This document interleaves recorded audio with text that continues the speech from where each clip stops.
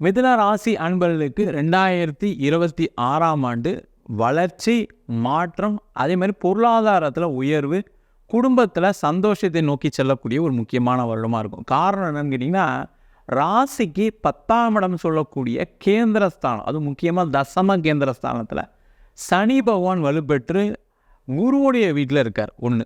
அது மட்டும் இல்லாமல் 2ஆம் இடம் சொல்லக்கூடிய தனஸ்தானத்தில் தனக்காரகன் குரு பகவான் ஜூன் மாதத்துக்கு மேலே உச்சம் பெறக்கூடிய ஒரு நிலை இருக்க போகுது.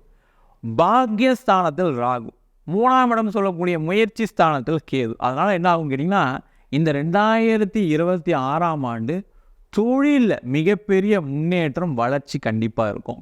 கடன் பிரச்சனைகள் கண்டிப்பாக குறைய போகுது. அதே போல் வேலை சம்பந்தமான விஷயங்கள் இருக்கக்கூடிய நெருக்கடி மாறப்போகுது.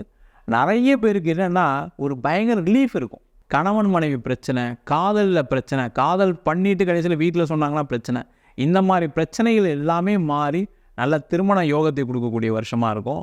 நல்ல குழந்தை பேர் கொடுக்கக்கூடிய வருஷமாக இருக்க போது. பலவிதமான மன ரீதியான பிரச்சனைகள் குறையக்கூடிய வருஷமாக இருக்க போது.